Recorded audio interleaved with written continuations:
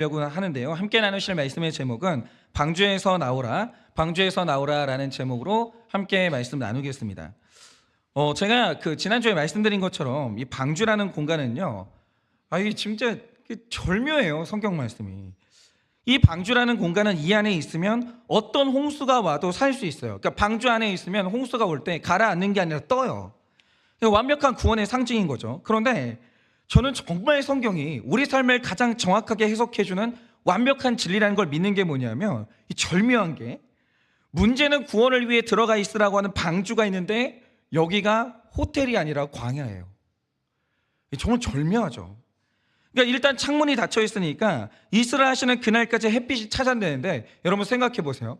햇빛이 없는 데서 1년 살잖아요. 우울증 반드시 걸립니다. 이게 보통 어려운 환경이 아닌 거예요. 정말 어려워요. 그리고 그 시간 동안에는 이제 암흑 속에서 살아야 되고, 그런데 그 안에 있는 것들이 동물이에요. 사자도 있고 곰도 있고. 에? 아니, 하나님이 가정에 딱 들여보내주셨는데 아내가 사자인 걸 어떻게 알았겠어요? 우리가 남편이 곰인 걸 어떻게 알았겠어요? 아무리 말해도 먹는 거 말고 할 줄 아는 게 없는 거예요. 막 애는 토끼죠. 뭐 좀만 소리 지르면 콩닥콩닥 하면서 뭐 엄청 뛰어다니고 막. 동물들하고 살아야 되는데 그 힘든 건 말로 못하죠. 귀하고 냄새 나고 막. 근데 여기에서 가장 힘든 게 뭐냐, 이 무릇 식구라는 것은 적당한 시간 헤어져 있다가 적당한 시간이 돼서 만나면 그게 이제 우리가 싸우지 않는 비법이기 때문에 흔히 젊은이들이 이러면 안 됩니다. 근데 노년의 때 남편분이 먼 곳에 직장에 잡혀가지고, 남편이 돈은 꼬박꼬박 벌어오는데 밥을 할 필요가 없는 거예요. 그거는 집안에 순교자가 나와야 되는 거예요. 집안에 한 명 순교자가 나와야 받는 복이라는 거죠. 기가 막혀요. 헤어져 있다가 이제 만나는 거. 그런데 구원받아서 방주에 들어가면 하루 24시간 1년 365일을 같이 살아내야 돼요. 헤어지지도 못해요. 교회 들어와 봐요. 아니, 우리가 있잖아요. 그냥 뭐 언제든지 안 볼 수 있으면 좋죠. 중요한 게 뭐냐, 나는 교회를 안 다닐 방법이 없고 공동체를 들어가야 되는데 봐야 되는 거예요. 그 보기 싫은 사람, 안 맞는 사람들하고 봐야 되는 거예요. 그러니까 그 시간 동안 싸우지 않는 방법은 없고 갈등 하나 날마다 눈 뜨면 만나야 되는 그 환경 속에서 살아야 되는 거죠. 이게 방주예요. 그러니까 이 방주라는 것은 그 안에 있으면 반드시 100% 구원을 받는데, 동시에 그 안에 있는 것은 동시에 구원인데 고난이에요. 그럼 이게 뭘 의미하겠습니까? 구원은 다른 방법이 없어요. 여러분 속지 마세요.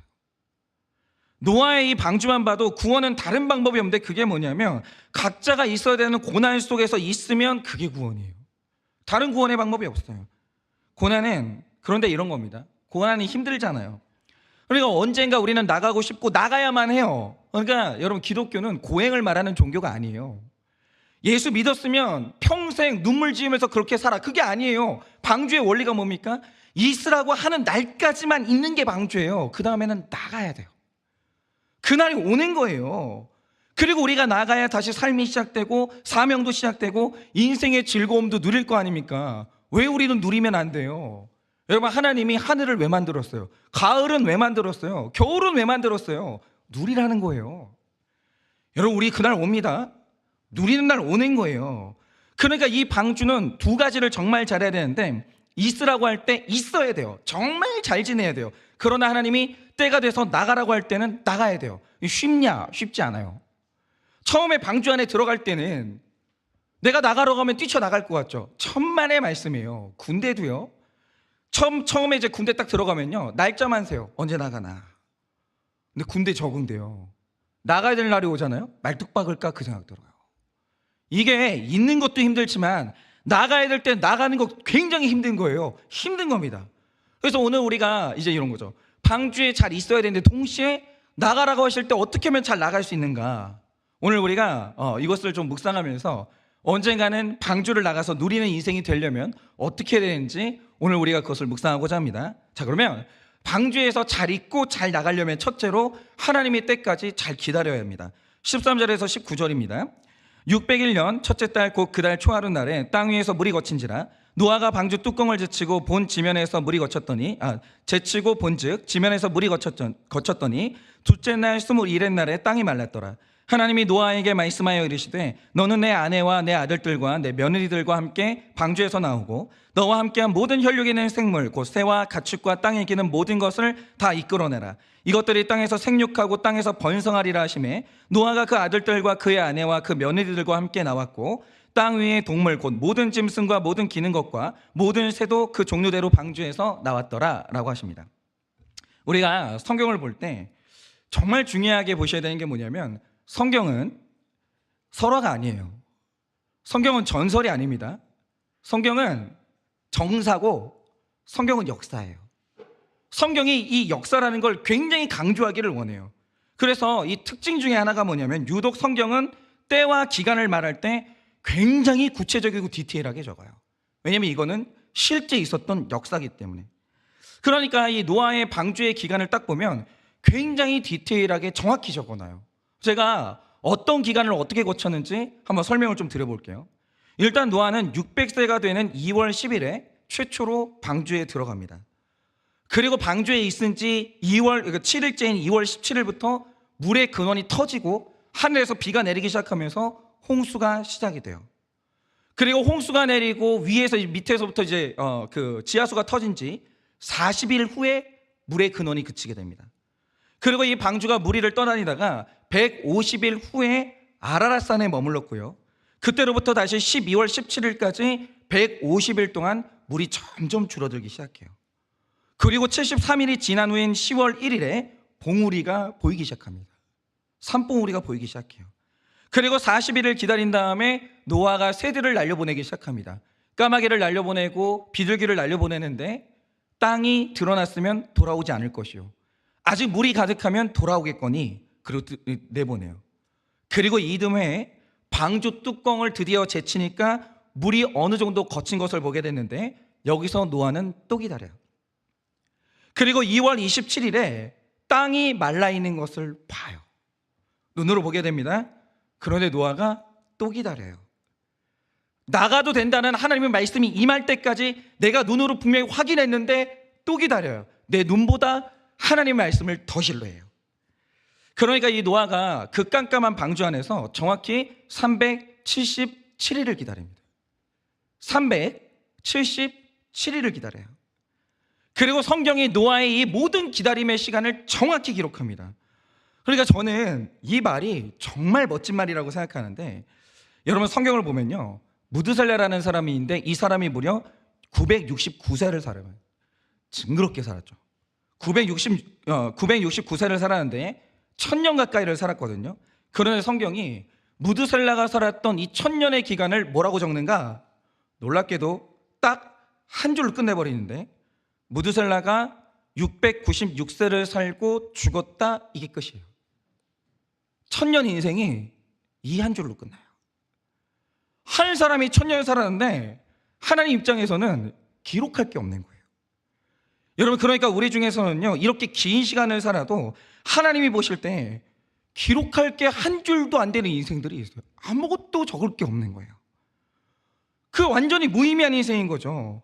인생을 사는데 사람을 한 명도 못 살려본 거예요. 한 명도. 하나님이 그 인생을 바라보는데 감격할 만한 순종의 순간이 단 한순간도 없고, 용서도 없고, 양보도 없고, 분수령적인 회개가 한 번도 없는 거예요. 1000년을 사는데 감사가 없어요. 날마다 비교하고, 날마다 피해의식에, 날마다 불평하면서 그런 식으로 1000년을 사는데 하나님이 적을 게 없는 거예요. 그 1000년의 결론이 뭐냐? 한 줄이에요. 여러분, 그거 초라한 인생입니다. 여러분, 하나님 만났을 때 내가 네 인생에 기억할 만한 게 없다, 그게 초라한 거예요. 집 좁은 데서 살고, 연봉 적고, 차 좋은 거 타지 못하고, 여러분, 그게 초라한 게 아니에요. 그런데 놀라운 게 뭐냐면 노아의 1년은요 6장부터 9장까지 낱낱이 기록해요. 여러분, 이유가 뭐겠습니까? 일단 우리가 구원을 위해서 이제 고난 속으로 들어가면 하루가 1000년 같아요. 하루의 기다림이 영원의 기다림 시간 같아요. 기록할 게 많은 거예요. 그런데 노아의 1년이 어떤 1년이냐? 혼자 살아낸 1년이 아니에요. 즐기고 산 1년이 아니에요.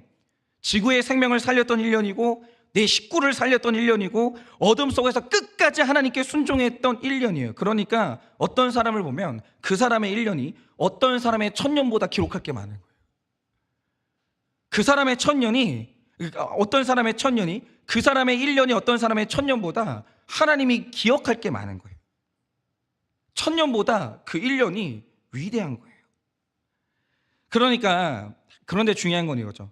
하나님이 기억하시는 그 1년이 어떤 1년이냐? 구원과 거룩을 위해서 썼던 1년은 쾌락을 위해서 살았던 1000년보다 가치 있는 거예요. 오래 살면 뭐 할 거예요? 하나님이 적을 게 없는 거예요. 여러분은 어떠십니까? 그러면 이제 그런 거죠. 구체적으로 노아는 하나님이 기억할 만한 1년을 살았고 그게 구원을 위해 살았던 1년이었는데 그럼 그게 뭐였냐 이거죠.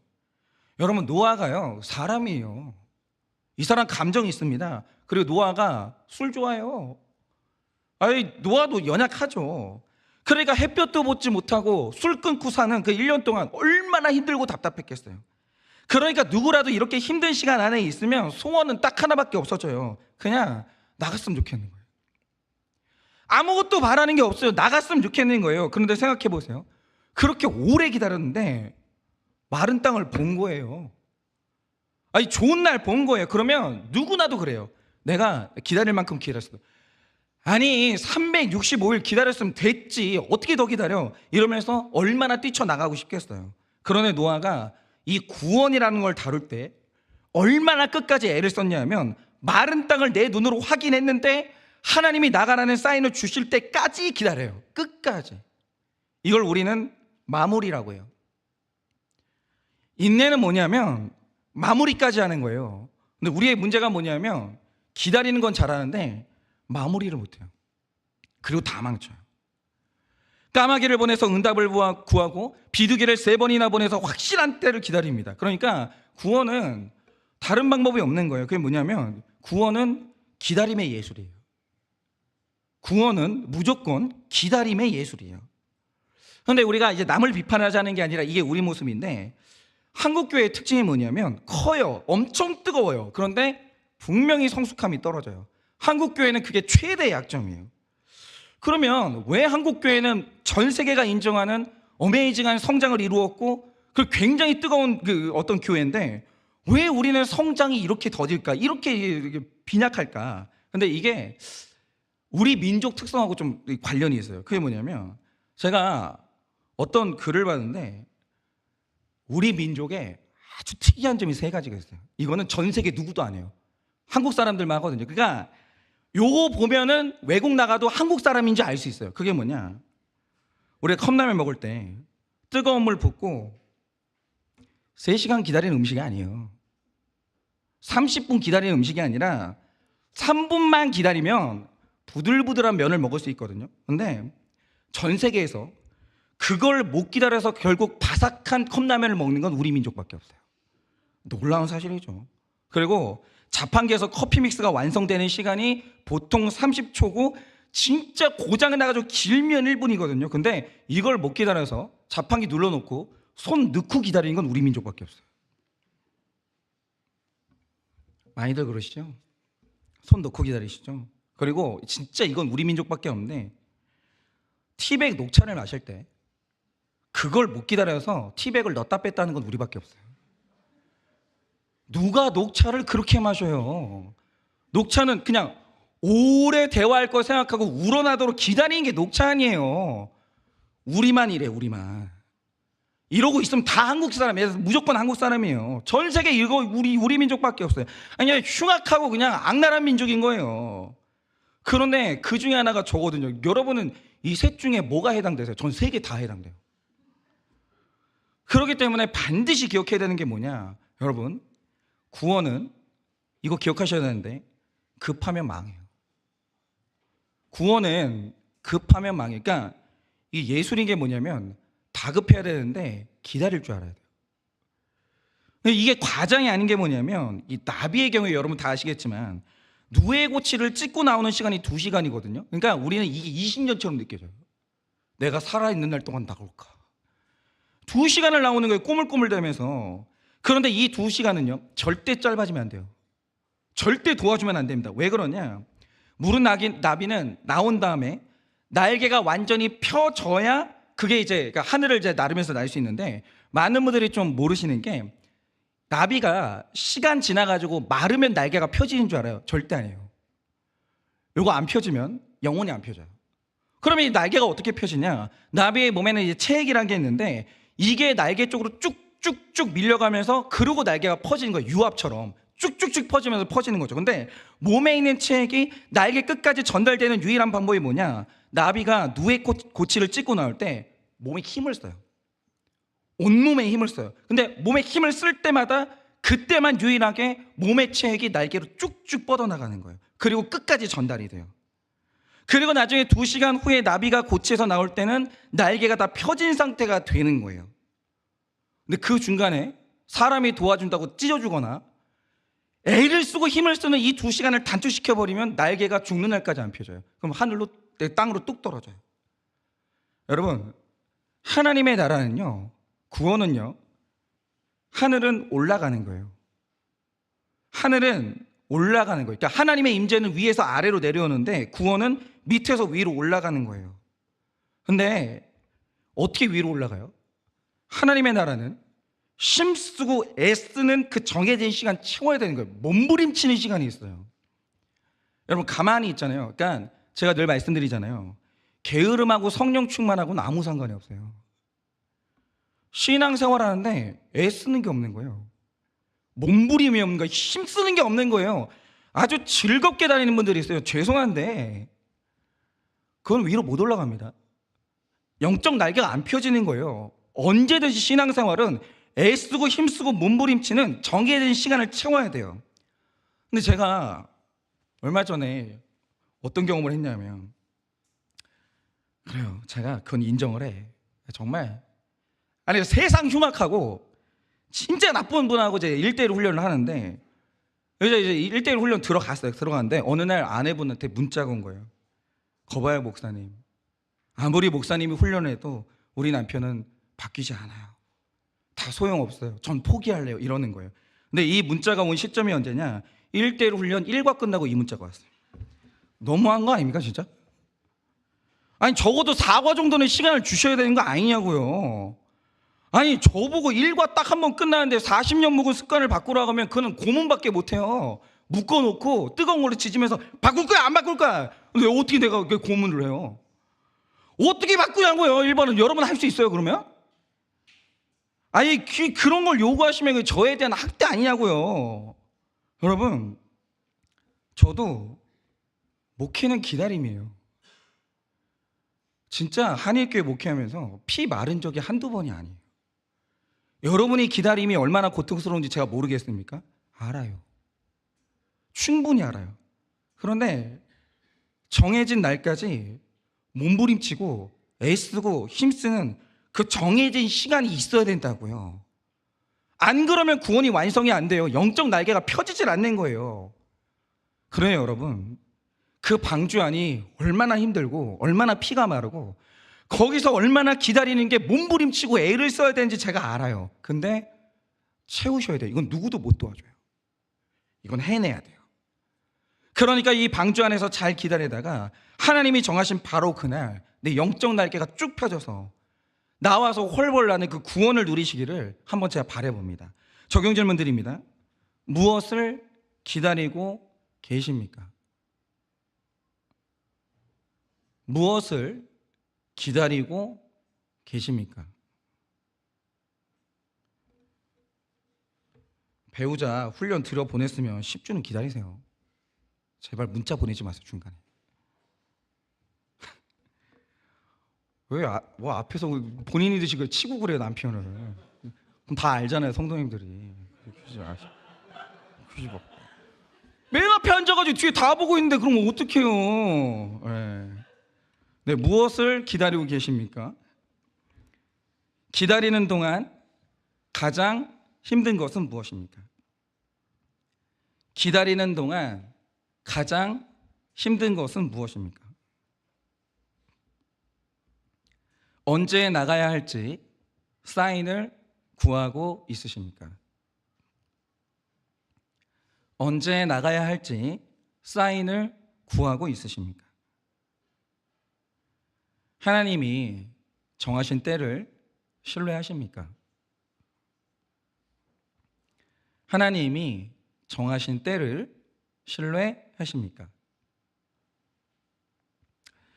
둘째로 베푸는 사명이 회복돼야 방주를 나갑니다. 20절입니다.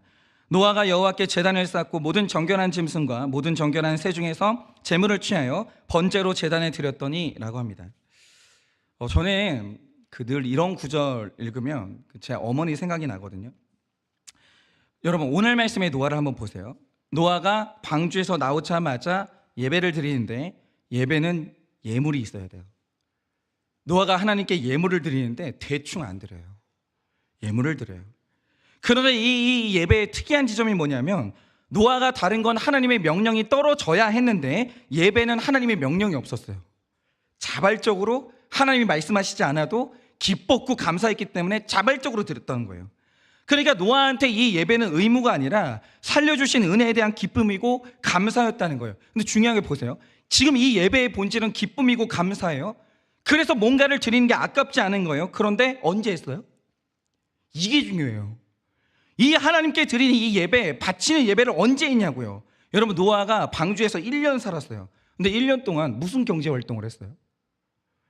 여러분, 노아가 진짜 돈이 엄청 많아가지고 한 10년 정도 먹을 양식을 거기다 넣어놓은 다음에 놀고 먹으면서 살았습니까? 이 시대는 대량 생산 시대가 아니에요.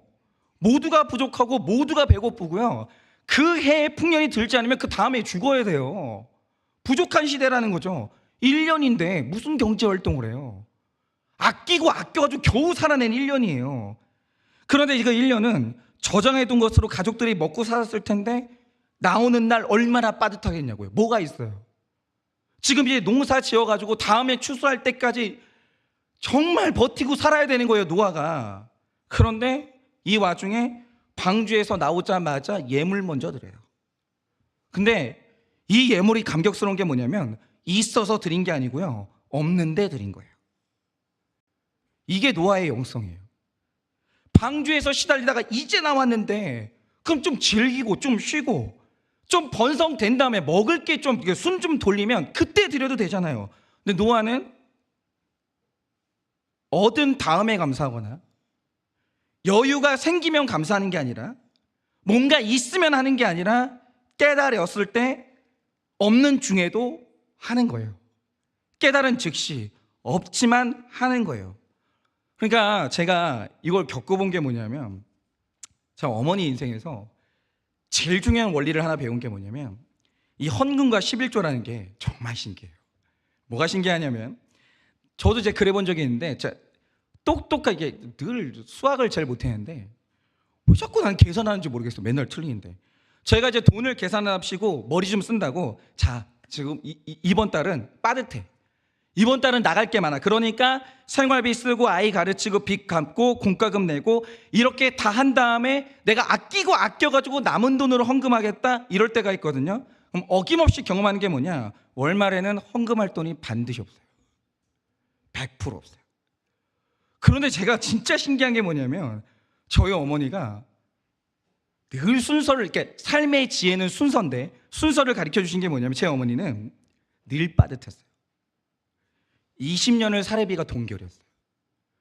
근데 저희 어머니가 그 해는 그 달은 나갈 게 분명히 많아요. 수입은 정해져 있어요. 저희 어머니도 알 거 아니에요. 저희 어머니 경제적인 마인드가 있거든요. 근데 얼마의 수입을 얻든지 간에 얼마를 나가야 되는지 예상되든지 간에 가장 먼저 하나님께 드릴 것을 떼요. 이거는 순서를 바꾼 적이 없어요. 저 자신 있게 말할 수 있어요. 저희 어머니는 단 한 번도 그 순서를 뒤집은 적이 없어요. 그리고 나서 하나님께 드린 다음에 언제나 나머지 돈으로 우리가 생활하는 거야 이렇게 하시는 거예요. 근데 신기한 게 뭐냐면 순서를 바꿨어요. 헌금하고 나머지 돈으로 살려고 하면 신기한 게 헌금할 돈도 있고 살 돈도 생겨요. 이거 정말 신기해요. 그런데 내 삶을 다 산 다음에 그 남은 돈으로 헌금하려고 하면 헌금도 사라지고 살 돈도 없어지는 거예요.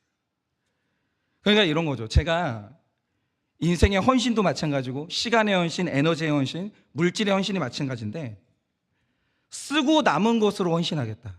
그러니까 이런 거죠. 목사님 애 좀 키워놓고 할게요. 목사님 제가 지금 바빠가지고 숨 좀 돌리면 할게요.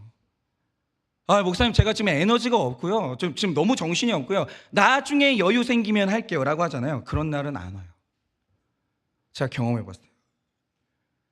목사님 좀 기다려 주십시오. 대박 터지면 건축하겠습니다. 우리 교회 제가. 안 와 그날은.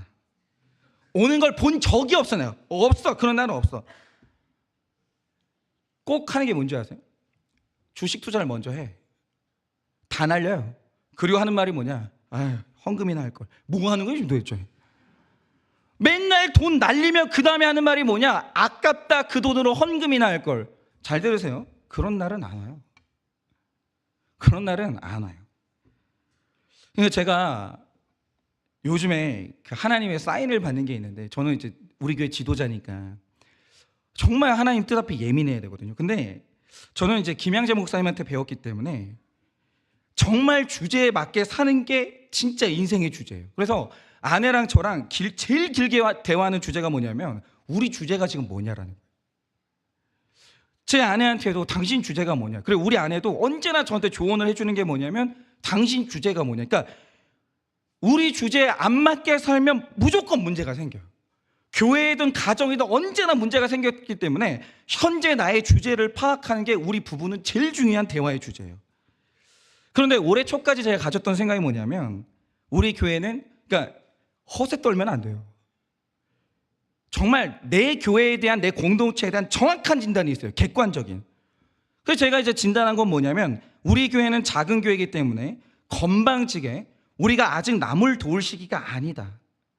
남을 돕는데 우리가 생색이 나지 않고 탈진하지 않으려면 우리가 일단 단단히 서야 된다. 이 생각을 제가 지켜왔고 허세 부리지 않았어요. 제 생각에 저는 허세 부리지 않았어요. 어디 박현선 목사 이름으로 막 비싸게 막 돈 뿌리고, 앞으로도 그럴 생각 자체가 없지만 그래 본 적은 없는 것 같아요. 그리고 하나님도 이거를 기쁘게 받아주셨어요. 그런데 제가 올해부터 너무너무 이상한 게 뭐냐면, 이전에는 정말 그런 적이 없었거든요. 제가 여기 박혀 사는데, 여기 매어서 사는데 성도님들 말고 누구를 만나요? 알려진 목사가 아닌데.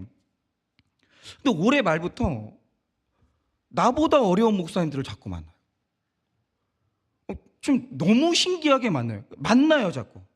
그리고 하나님이 계속 말씀해 주시는 게 뭐냐면, 너 내년부터 주제 파악 다시 해야 돼. 네 주제 파악 새롭게 해야 돼. 너는 이제 작은 교회 주제 끝났어. 너는 이제 남을 도와야 하는 주제야. 이거를 정말 너무 뚜렷하게 계속 말씀해 주시는 거예요. 여러분, 이게 얼마나 중요하냐면요, 하나님이 원하시는 그 순간 이런 거죠. 병아리가 알 속에 있을 때 절대 뛰쳐나오지 말고 그 안에 있어야 되는 시기가 있어요. 근데 어느 시간 딱 넘어가면 그 안에 절대 있으면 안 되는 시기가 있어요. 깨고 나와야 되는 시기가 있거든요. 하나님이 원하시는 그 절묘한 때에 그 알을 깨고 나와야 우리가 더 다음 영역으로 넘어가거든요. 그러니까 없으면 안 해야 돼요. 없으면 먹지 마세요. 무슨 한 달에 300 벌면서 오마카세? 무슨 오마카세요? 집에서 도마에다가 밥 해먹고 그냥 그렇게 하세요. 오마카세? 아니야, 이마트 가가지고 대량으로 사요. 그냥 뭘 오마카세. 무슨 오마카세요? 쓸데없는 거 하지 말고 그냥 서민의 주제에 맞는 음식 드시라고요. 기분 내지 마시고. 기분도 주제에 맞게 내시라고요. 주제에 맞게. 없는 건 안 하는 거예요. 근데 동시에 이 절묘한 지점인데, 이게 공동체에 물어봐야 되는 거예요. 동시에 하나님이 명하시면 없는데도 해야 될 때가 있어요. 그 절묘해요. 그거 내가 먼저 안 깨면 다음 영역으로 못 넘어가는 거예요. 그러니까 어느 시점까지는 우리 교회가 작은 교회라는 의식, 내가 약하다는 의식이 하나님 앞에 겸손인 구간이 있었어요. 그래, 너 겸손하다, 너 옳다, 하나님이 이렇게 인정해 주셨던 구간이 있는데, 어느 시점에서 그걸 깨야 되는 거예요. 그러니까 이런 거죠. 뭐냐면, 깨야 되는데 아직도 나는 작습니다, 약합니다라고 하면 그건 미성숙이 되는 거예요. 그 절묘한 구간이 있어요. 요때 깨고 나가지 못하면 성도는 다음 스텝으로 못 나가요. 성숙으로 못 나간다는 거죠. 그런데 올해 말에 하나님이 그 사인을 계속 주시는 거예요. 그래서 저희가 지난주에 내년 목회계획 TF팀이 모여가지고 만든 게 뭐냐면 구제위원회 만들 거예요. 근데 이 구제위원회는 이건 교회 재정이에요. 목사가 기분 난다고 당신 얼마, 당신, 이게 아니에요. 정확하게 시스템 만들어가지고 어떤 기준을 가지고 허락받고 명분이 정확하면 성도님들이 기뻐할 만한 구제를 하는 거예요. 이제는 구제해야 돼요. 어떤 구제를 할 거냐? 창조적으로 발굴을 할 거예요. 이런 걸 할 거예요. 근데 그 중에 좀 하나 한 게 뭐냐면, 제가 이 지역을 딱 보는데 여기가 월세가 높아서 그런지 모르겠는데 교회가 성탄절 분위기가 다 죽었어요. 제가 있는 이 지역에서는 트리를 볼 수가 없어요. 근데 전 그게 너무 가슴이 아픈 거예요. 그러니까 여기 유독 어린애들 많잖아요. 학원 가니까. 얘네들이 트리 한 번을 구경을 못해요. 성탄절이 되는데. 그게 그렇게 안 넘어가지는 거예요. 그래서 장로님들한테 여쭤봤어요. 장로님, 우리 바깥에다 트리 하면 안 돼요? 그래도 적어도 이 동네 아이들이 지나갈 때 성탄절이 뭔지는 한번 우리가 그거 도와주면 안 돼요? 그래가지고 바깥에 나무에다가 티를 냈는데 밤에 얼마나 예쁜 줄 알아요? 근데 한일교에서 했다는 티는 안 해요. 그냥 오고 가면서 애들이 즐기면 돼요. 성탄절은 아름답다는 거 이 동네 애들이 보기만 해도 되나. 그걸 우리 교회가 할 수 있으면, 그 정도만 할 수 있으면 저는 했으면 좋겠는 거예요. 밤에 놀러 오세요. 진짜 예뻐요. 너무 잘 됐어요. 그러니까 이런 거죠. 없으면 안 해야 되는데 어느 시점에서는 없는데 해야 돼요. 그 뚫고 나가야 될 때가 있다는 거죠.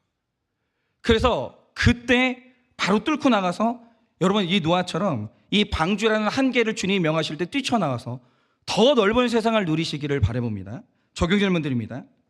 없는 중에 감사해야 하는 건 뭡니까? 없는 중에 감사해야 하는 것은 무엇입니까?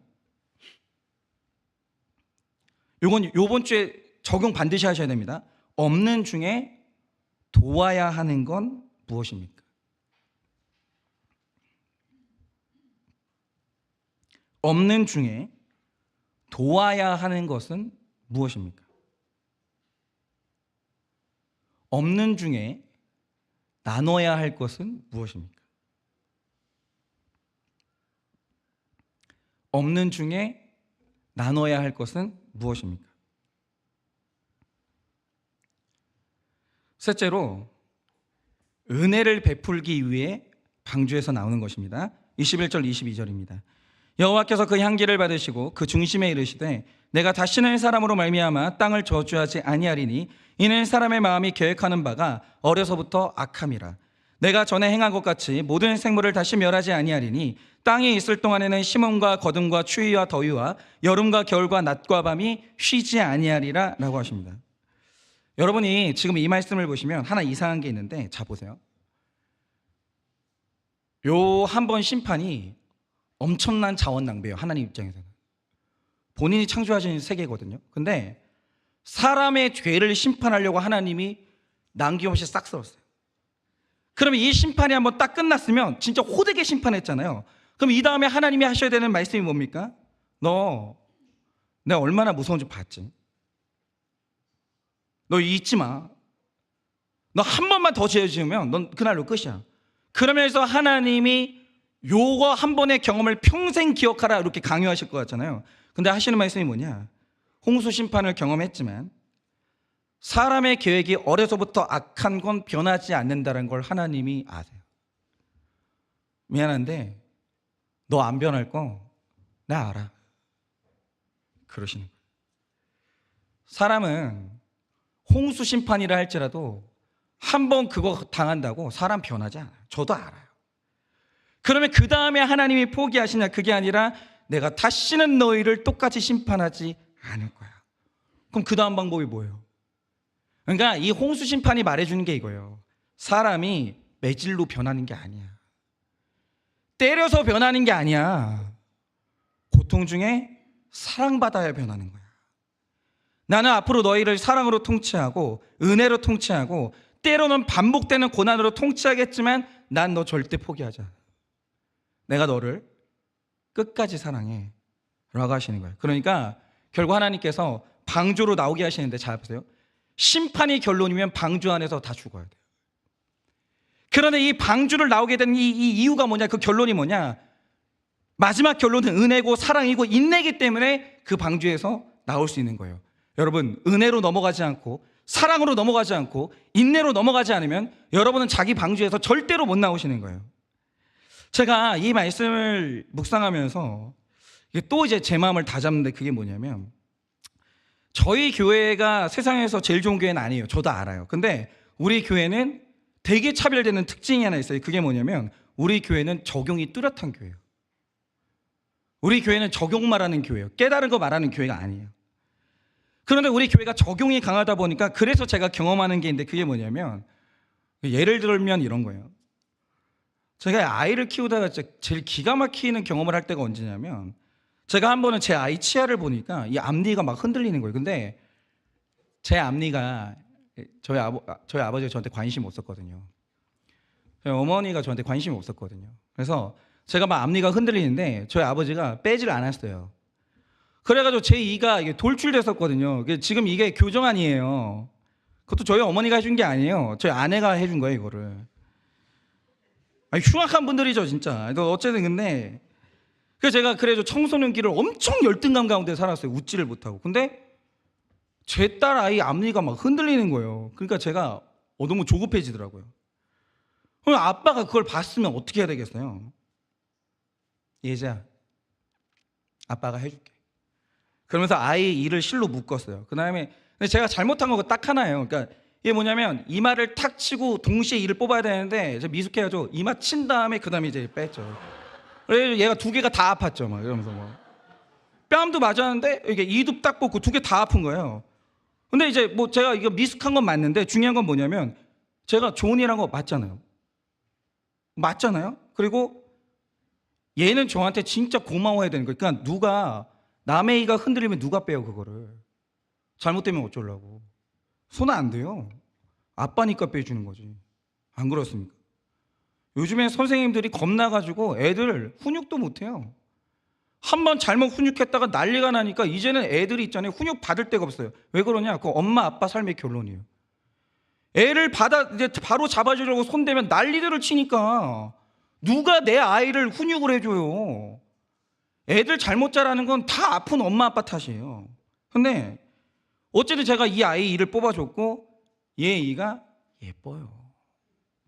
그러면 고마워해야 되잖아요. 근데 이 일을 뽑고 난 다음에 제가 너무 기가 막힌 일을 경험했는데, 그게 뭐냐면, 아빠가 나를 아프게 했다고 하면서 1시간 동안 저를 미워하더니 말을 안 하는 거예요, 저랑. 황당하죠.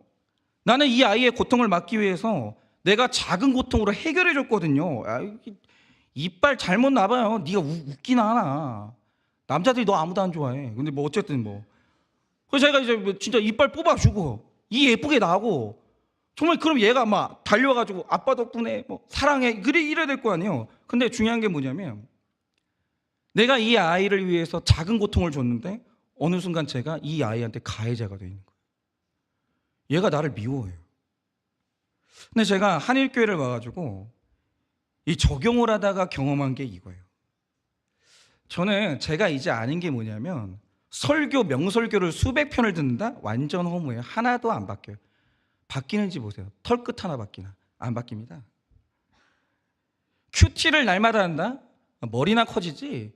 옳고 그름만 강해져가지고 그걸로 남을 찌르기나 하지, 자기 절대 안 바뀌어요. 아무 의미 없어요. 이게 마지막에 하나 퍼즐이 뭐냐면, 이게 적용으로 나아가지 않으면 아무것도 내 것이 안 돼요. 역사하는 힘이 없어요.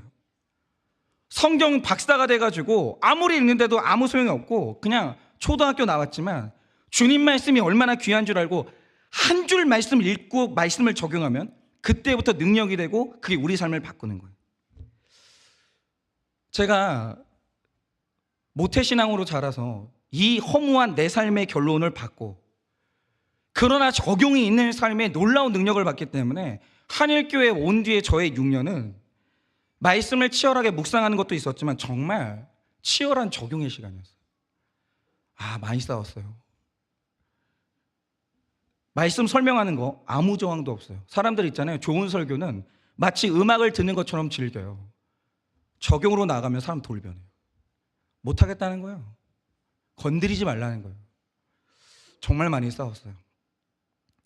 그래서 이 6년 동안 안 하겠다는 고백을 끝까지 하게 만들고, 당하기 싫다는 수치를 당하게 만들고, 내려놓기 싫다는 걸 내려놓게 하고, 그렇게 만약에 상대방이 회개를 안 하면 제가 먼저 강단에서 회개했어요.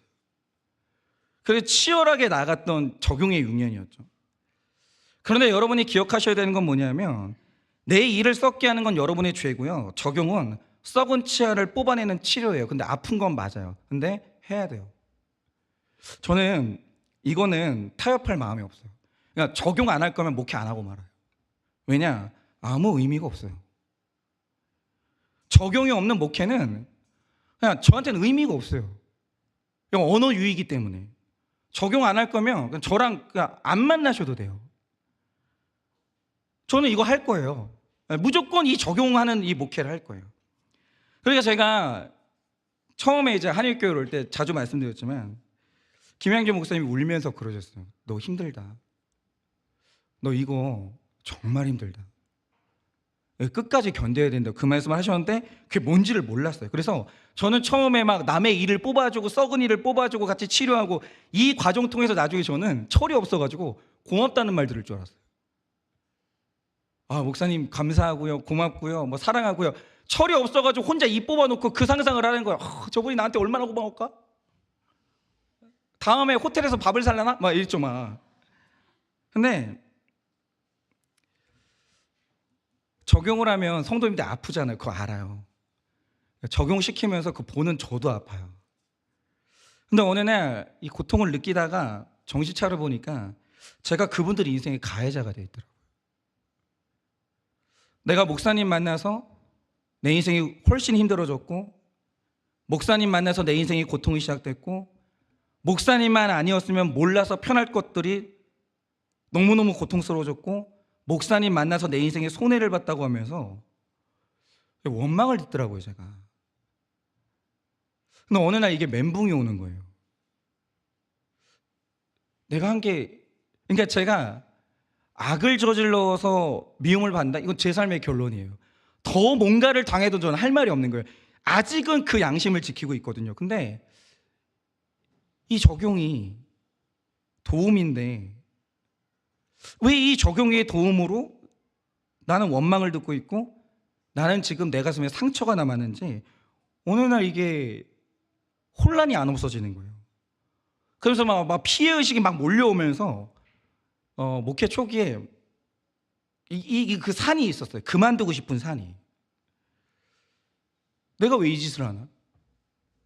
저는 상담을, 우리 교회 성도 아니더라도 해야 되는 상담은 3시간도 해요. 저는 아무리 바빠도 제가 퇴근 시간이 늦어져도 저는 상담합니다.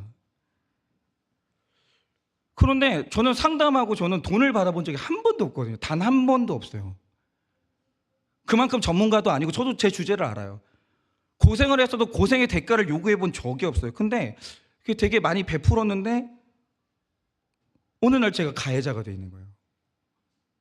원망을 듣고 있고, 그래서 좀 힘든 경험들을 몇 번 했어요. 그래서 내가 이 짓은 나 하기 싫다. 그러면서 제가 막 너무 아파하면서 그만두려고 했던 어느 날 힘든 마음으로 기도하는데, 역시 하나님은 답이 있어요. 저한테 깨닫게 하시는 게 뭐냐면, 네가 네 스승 만나서 변화된대. 너 네 스승 원망했잖아. 너 네 스승을 가해자라고 생각했잖아. 내가 네 썩은 일을 뽑아내려고 고난을 잠깐 줬을 때 너 나 원망했잖아. 너 나 가해자라고 했잖아. 그런데 네 스승도 너를 기다렸고 나도 너를 변함없이 사랑했잖아. 그래서 오늘 네가 있잖아. 입 다물고 사랑이나 해 이러시는데, 역시 저의 이 좁은 마음은요, 그러니까 사람이 있잖아요, 선행을 하는 게 얼마나 위험하냐면 세상에서 선행이 제일 위험해요. 왜 그러냐면 선행하면 칭찬받을 것 같죠. 선행하면 보상받을 것 같죠. 여러분, 예수님이 십자가를 졌으면 사람들이 박수 쳤을 것 같죠. 예수님이 십자가를 진 다음에 경험한 게 뭐냐? 조롱이었어요. 여러분, 선행이 얼마나 위험하냐 하면, 이게 내가 받은 은혜가 기억나지 않았는데 선행을 하면 반드시 상처받아요. 왜냐하면 돌려받지 못하거든요. 내가 줬던 게. 그러니까 내가 받은 하나님의 은혜가 기억나야 정신을 차려서 내가 상처의 방주, 피해의식의 방주에서 빠져나오는 거지. 이게 안 되면 사람이 거기서 나올 수가 없는 거예요. 내가 이렇게 너를 사랑했는데 나를 배신해? 아니 어떻게 내가 이렇게 베풀었는데 네가 나한테 등 돌릴 수 있어? 이거는 나올 수가 없는 거예요. 여러분, 사랑의 결론은 보답받는 게 아니에요. 사랑은 그냥 끝까지 하는 거예요. 은혜로 하는 거예요. 근데 내 삶의 결론이 사랑이고 은혜가 돼야 내 인생의 그 옹졸한 마음의 방주에서 드디어 나올 수가 있는 거예요. 그러니까 여러분, 지금은 제가 아닌데 제가 여러분들한테 꼭 드리고 싶은 말씀이 있어요. 그게 뭐냐면, 제가 목회하면서 깨달은 게 있어요. 저는 여러분의 고난이 끝나면 버림받는 존재예요. 네, 이제 알았어요. 내가 고난이 없는 사람은 공동체가 우스워요. 사실 필요가 없어요. 공동체가 귀찮고, 그러니까 고난이 딱 끝나는 날부터 좀 지나면 제 설교는 어떤 설교냐면 시끄러운 설교고 긴 설교예요. 그 이상의 아무 의미가 없다는 걸 제가 알아요. 그래, 엄마를 누가 부르는구나. 그렇지. 네. 제가 이제 그렇다는 걸 알죠. 그런데 중요한 게 있어요. 뭐냐면, 우린 다 그런 시간을 겪거든요. 그러니까 내가 필요 없어지면 저는 버림받아요. 그분들도 나한테 그렇게 했다는 걸 알아요. 근데 여러분 잘 들으세요. 여러분이 고난이 찾아오는 날 또 제가 필요해질 거고 또 이 공동체가 필요해질 거예요. 그때 염치 따지지 마세요. 아, 내가 목사님한테 그렇게 했는데, 내가 이 공동체를 평소에 그렇게 무시했는데 내가 어려워졌다고 또 도움을 청할 수 있나? 아니야, 해야 되는 거예요. 그게 제일 바보예요. 여러분, 목사는 그러라고 있는 거예요. 목사는 어려울 때만 찾으면 돼요. 공동체는 무시해도 돼요. 안 그러는 사람이 어디 있어요? 다 무시해야지. 무시하세요. 괜찮아요. 근데 어려운 일이 생기면 바보처럼 염치 따지지 말고 공동체에 의지하세요. 저는 그런 존재고 교회는 그러라고 있는 거예요. 무슨 교회가 보답받으려고 존재해요? 목사는 보답받는 존재가 아니에요. 여러분 고난 끝나면 전 버려줘도 돼요. 근데 제발 고난이 찾아왔을 때 옛날 일 생각하지 마세요. 목사한테 의지하셔야 돼요. 교회에 의지하셔야 돼요. 교회의 원리는 끝없는 사랑이고 다 받아주는 은혜이기 때문에 그래야 우리 교회도 앞으로 나가는 거예요. 그리고 제 인생도 그래야만 앞으로 나가는 거예요. 제발 어려움이 있을 때, 평소에는 교회 아무것도 안 하다가 어려움이 있으니까 내가 이게 너무 내가 위선적인 거 아니야? 다 그래요. 그런 거 따지지 마세요. 우리는 그렇게 사는 거예요. 부모님들 보답받을 생각하지 마세요. 그냥 부모는 그냥 베풀다가 버림받는 거예요. 그러다가 자식들이 어려움 생기잖아요. 어디 문 열어요? 부모님 집에 초인종 누르는 거지. 여러분, 우리가 그렇게 나가야만 우리는 방주 밖으로 나갈 수가 있는 거예요. 상처의 방주, 피해의식의 방주, 열등감의 방주, 여기서 그때서만 우리는 나올 수가 있는 거죠. 그래서 이제 여러분 삶의 원리가 은혜가 되고 끝없는 사랑이 되어서 각자 방주에서 나오는 여러분 되시기를 예수님의 이름으로 축원합니다. 우리 찬양팀 나와주시고 적용 질문 드립니다. 섬기다가 받은 상처가 있으십니까? 섬기다가 받은 상처가 있으십니까? 그냥 섬기다가 상처받은 사람 연합을 만들어야 될 것 같아요. 그냥 계모임 만들어가지고 그냥 위로하고 그래야지 뭐. 다시는 내 섬기지 않겠다며 상처의 방주에 갇히지 않았습니까? 다시는 너 밥 안 해준다 뭐 이런 거 있잖아요. 다시는 섬기지 않겠다며 상처의 방주에 갇히지 않았습니까? 내가 하나님께 지었던 죄, 그런데 내가 하나님께 받은 은혜를 기억하십니까? 내가 하나님께 지은 죄, 그런데 내가 하나님께 받은 은혜를 기억하십니까?